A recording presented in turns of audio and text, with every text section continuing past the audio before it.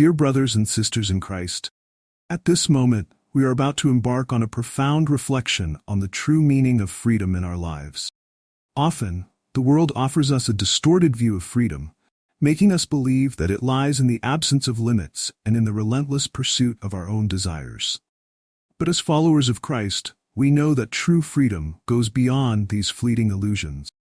In this video, we will be challenged to reevaluate our notions of freedom and embrace the discipline and purpose that lead us to the fullness of life God desires for us. This is a message that not only inspires us, but also calls us to action. It is an invitation to live intentionally, aligning our choices with the values of the gospel and putting our faith into practice every day. Prepare your heart and mind to be transformed by this powerful message. May it serve as a reminder that true freedom is found in doing what is right, living with purpose, and following God's call with courage and determination. Let us come together as the body of Christ to listen, reflect, and act, so that we may be instruments of the peace and freedom that only Jesus can give. Imagine yourself in a vast open field, where there are no fences, walls, or any kind of barrier to delimit your space. There are no rules, no limits, and the only thing you see around you is the infinite horizon. The initial sensation is one of indescribable pleasure. There is something profoundly seductive about the idea of absolute freedom.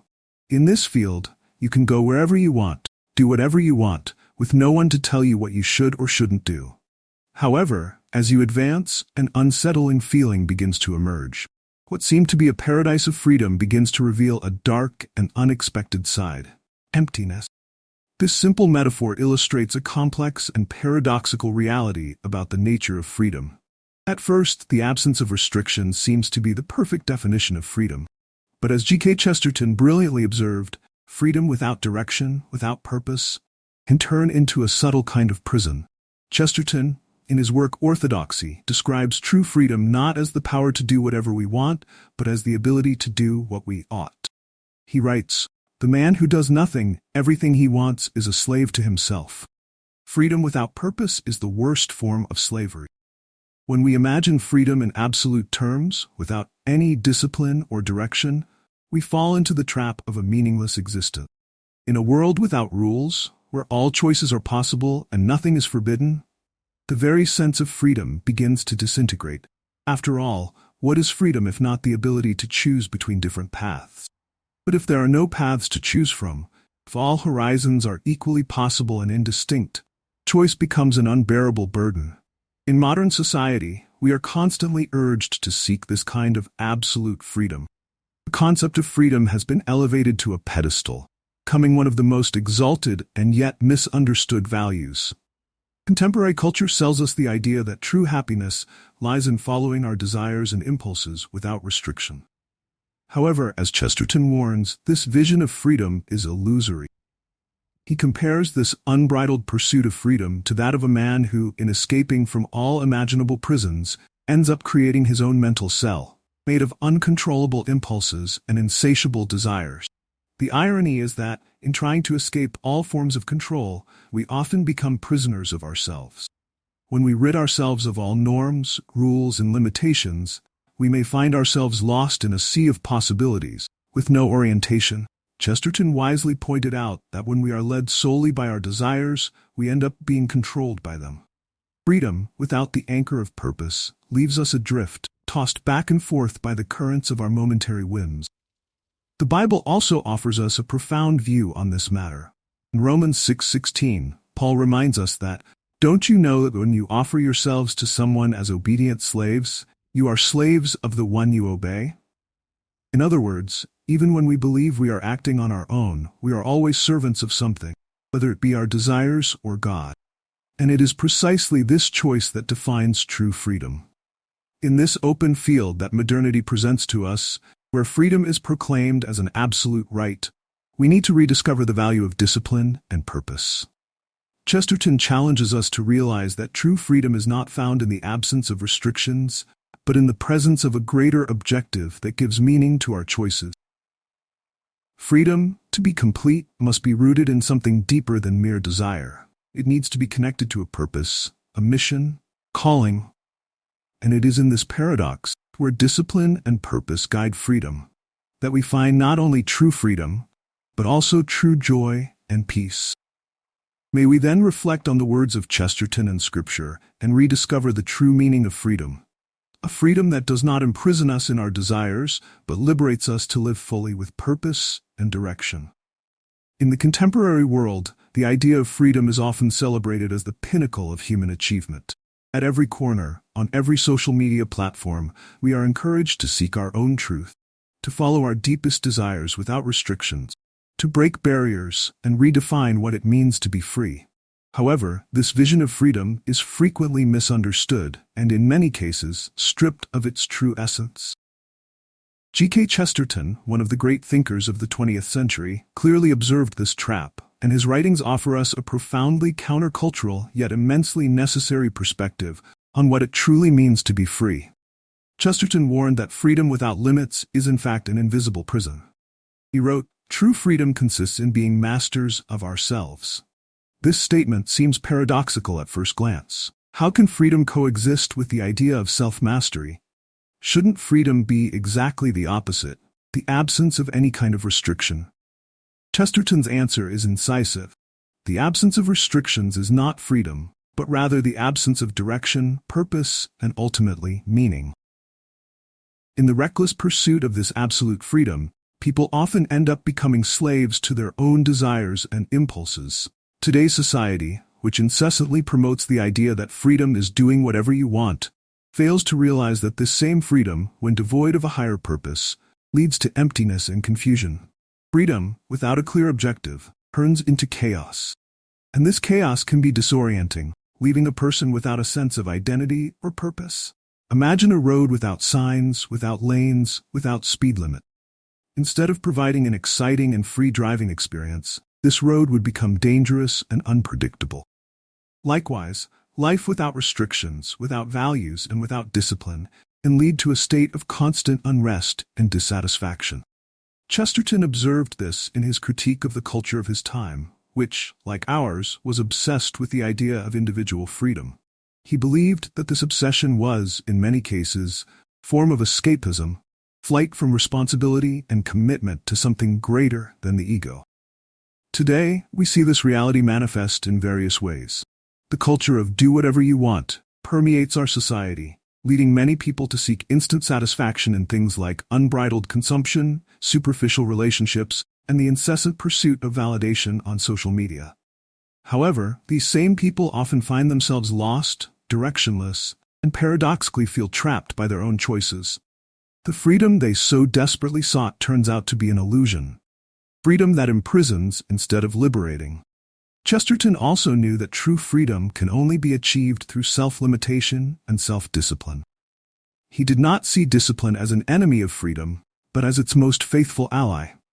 He wrote, "Discipline is not a denial of freedom, but its fullest expression." This principle echoes the words of the Apostle Paul, who said, "I have the right to do anything, but not everything is beneficial." 1 Corinthians 6:12. In other words, true freedom lies in the ability to say no to oneself, to exercise control over one's desires in the name of a greater good. Thus, freedom without limits is not true freedom. It is in fact a disguised prison, a road that leads to emptiness. To be truly free, we must embrace the discipline, the limits, and the responsibility that come with freedom. As Chesterton taught us, it is only through self-limitation that we can find the true expression of who we are and achieve the potential that God has given us. True freedom, therefore, is not doing what we want, but the power to do what we ought, for our own good and the good of those around us. Discipline. The word can sound like something rigid, almost oppressive, evoking images of severe orders and relentless restrictions. For many, discipline is synonymous with deprivation, a sacrifice that leads to a loss of freedom.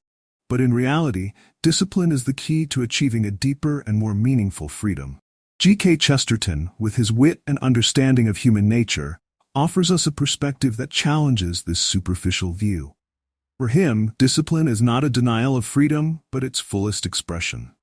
Chesterton understood that true freedom is not found in the absence of rules, but in the conscious choice to live within limits that allow us to flourish.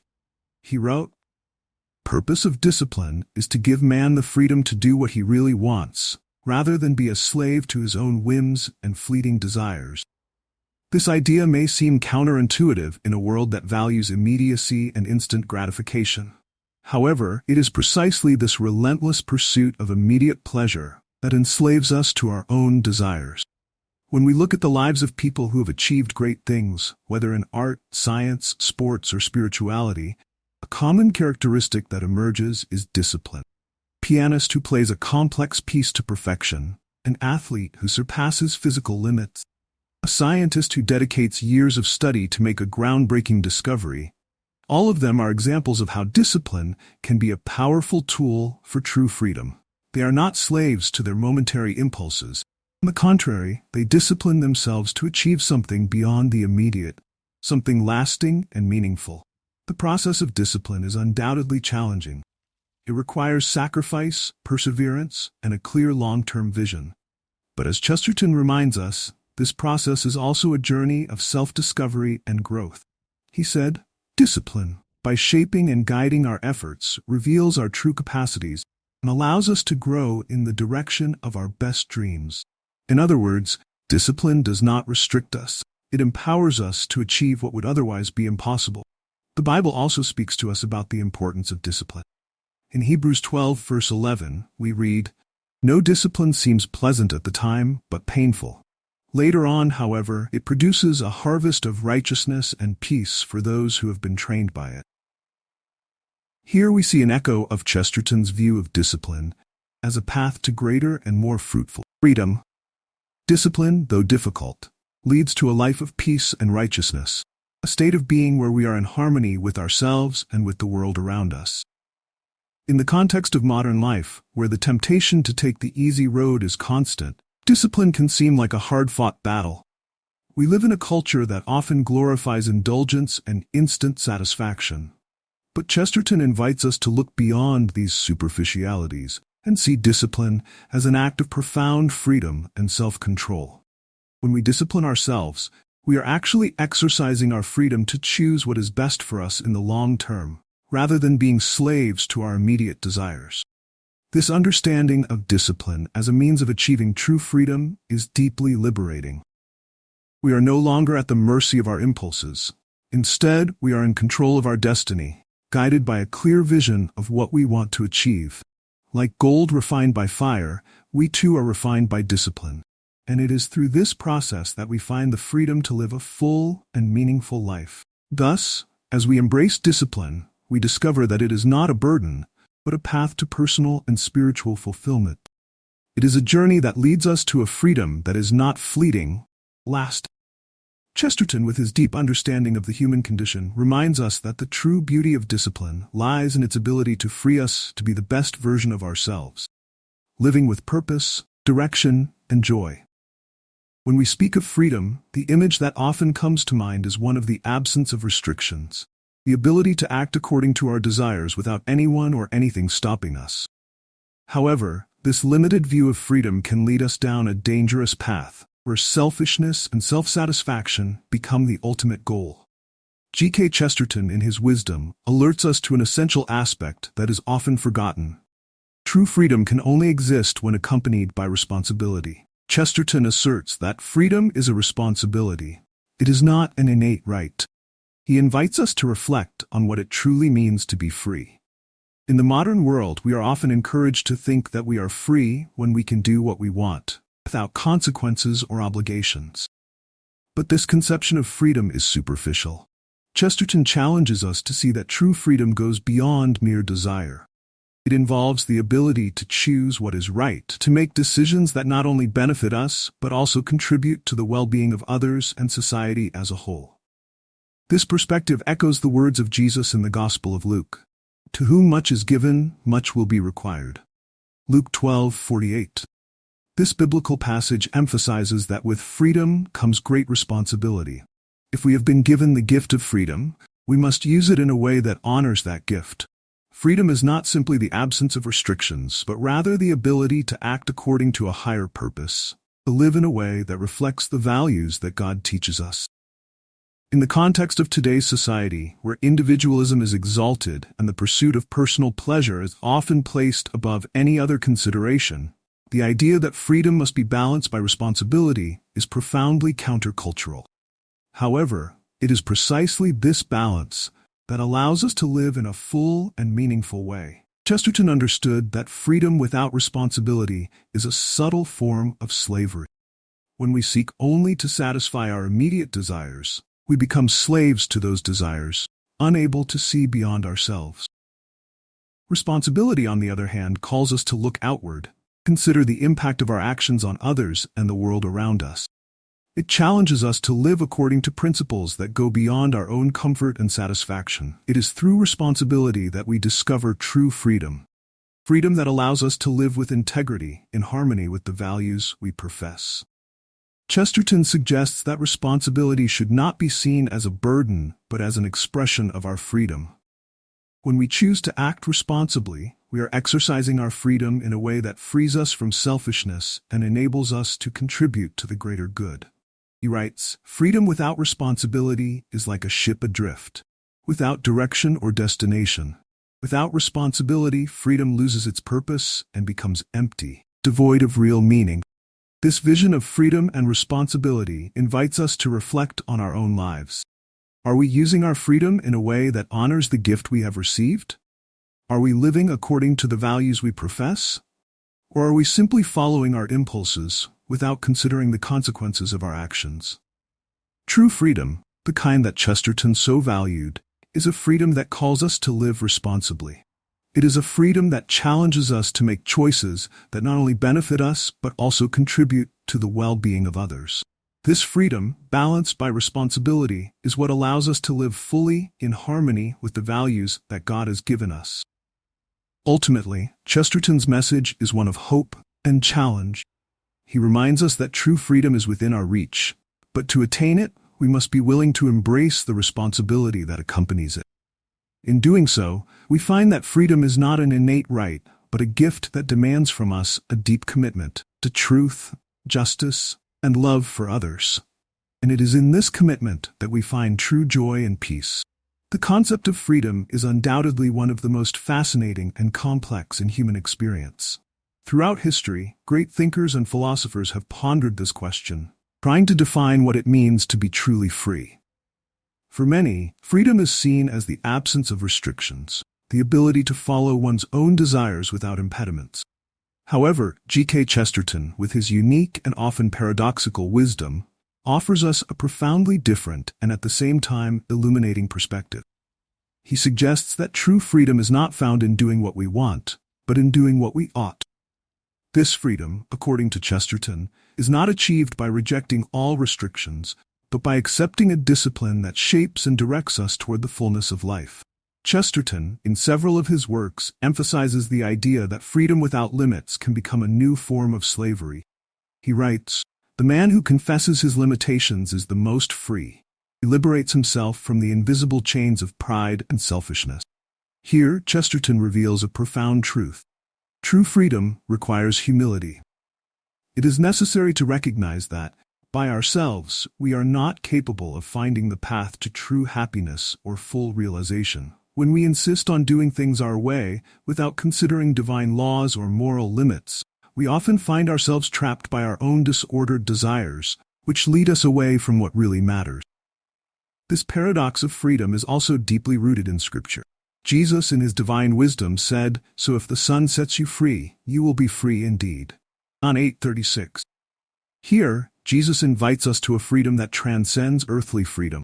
He offers us a freedom that is not simply the absence of external oppression, but an internal liberation, freedom that frees us from our own vices, fears, and insecurity. This is a freedom that is not found in the relentless pursuit of pleasure or in the avoidance of pain, but in surrendering to the will of God, which is ultimately the path to true peace and happiness. For Chesterton, this surrender is not a passive resignation or an abdication of our own will, but an act of courage and trust. He wrote, "The man who surrenders to God is not renouncing his freedom. He is, in fact, finding true freedom. By accepting the limitations that God places in our lives, we are not becoming less free, but more free." These limitations, far from being a burden, actually the way to true fulfillment. When we accept that there is a moral and spiritual order in the universe, and that this order is good, we find the freedom to live according to that order, not in opposition to it. This concept may seem counterintuitive in a world that so highly values individual autonomy and self-sufficiency. Modern culture often tells us that we should move away from anything that might restrict our desires or limit our choices. However, Chesterton challenges us to see beyond this superficial view of freedom. He reminds us that, just as a tree needs firm roots to grow and flourish, we too need a solid foundation to build our lives. This foundation is found in discipline and obedience to divine principles, which guide us and protect us from the traps of pride and selfishness. In today's world, where freedom is often understood as the ability to do whatever one wants, it is easy to forget that this freedom can lead to chaos and confusion if not guided by a higher purpose. Chesterton invites us to reconsider our notions of freedom and see that, by accepting the limitations that life imposes on us, we find the true freedom that God desires for us. It is a freedom that frees us from the illusions of absolute control and guides us to a life of peace, purpose, and above all, love. By living this freedom, we discover that, paradoxically, it is in discipline and surrender to God that we find the greatest joy and deepest fulfillment. In the modern world, we live in an era marked by speed, constant connectivity, and the relentless pressure to always be active and productive. Social media, consumer culture, and the pursuit of instant success bombard us with the idea that we must be free to do whatever we want, always. This concept of freedom, often promoted as the absence of restrictions and the immediate satisfaction of all desires, ends up leading us into a cycle of anxiety and exhaustion. Freedom, in this modern view, has become a burden, an endless pursuit that leaves us more exhausted than fulfilled. Chesterton, with his timeless wisdom, warns us of the dangers of a freedom without limits. He teaches us that true freedom is not found in the absence of rules, but in the presence of meaningful limits that guide and protect us. In one of his writings, he states, "Life is a matter of courage and discipline, freedom and restriction." This phrase, simple but profound, challenges us to rethink how we view freedom in our daily lives. Instead of seeing discipline as an enemy of freedom, we should see it as its indispensable ally. The paradox of true freedom lies in the acceptance that we are not self-sufficient beings. We need structures, a higher purpose, something that guides and directs us. In a world that values self-determination and autonomy above all else, this idea may seem counterintuitive. But it is precisely through accepting our limitations and discipline that we find true freedom. Without this guidance, we risk getting lost in a sea of superficial and fleeting choices, which promise much but deliver little. A practical example of this can be seen in the lives of great artists and athletes. A musician who masters his instrument, or an athlete who reaches the peak of his career, does not do so through the freedom to do whatever he wants at any given moment. Through rigorous discipline. They sacrifice momentary pleasures, follow intense routines, and dedicate themselves to relentless training. This sacrifice, far from restricting their freedom, amplifies it, allowing them to reach heights that would otherwise be impossible. Similarly, in our lives, discipline enables us to achieve things that we could not if we were constantly yielding to the whims of the moment. In spiritual life, this truth becomes even more evident. Spiritual discipline, such as regular prayer, reading the scriptures, and participating in a faith community, is not a burden but a path to true freedom. Jesus calls us to take his yoke upon us, which is easy, and his burden, which is light. Matthew 11:30. This yoke, this discipline, does not imprison us but frees us. It frees us from the illusions of this world, from the slavery of sin, and from the tyranny of the ego. In his letter to the Galatians, the Apostle Paul writes, "It is for freedom that Christ has set us free. Stand firm then, and do not let yourselves be burdened again by a yoke of slavery." Galatians 5:1. This passage reflects the essence of true Christian freedom. Freedom that is only complete when it is rooted in the discipline of love and service to God. Chesterton teaches us that freedom without discipline is empty, while discipline that connects us to a higher purpose leads us to true freedom. In the modern world, where we are often led to believe that freedom lies in the absence of restrictions, we need to rediscover the transformative power of discipline. It is what allows us to live according to our deepest values, achieve our highest goals, and above all, find a meaning and purpose that transcends fleeting circumstance. Therefore, amidst the cacophony of the modern world, we must remember Chesterton's words and seek discipline not as a burden, but as the path to true freedom. Freedom that liberates us from the invisible chains of selfishness and enables us to live according to God's will, finding lasting joy, peace, and fulfillment. May we then embrace this truth and allow discipline to lead us to full and true freedom. The quest for true freedom is a journey that often begins amidst confusion and misunderstanding. In the modern world, the word freedom is frequently used to justify the absence of limits, the denial of responsibilities, and the reckless pursuit of immediate pleasures. However, this view of freedom is far from true. G.K. Chesterton, in his deep understanding of human nature, offers us a different perspective, which may seem paradoxical at first glance, but which reveals a profound and liberating truth. True freedom is only found through discipline and commitment to something greater than ourselves. Chesterton wrote, "The joy of life lies in its limitations, for it is they that shape us and make us grow." This phrase encapsulates an essential truth that the modern world often overlooks. Freedom without limits is not freedom, it is chaos.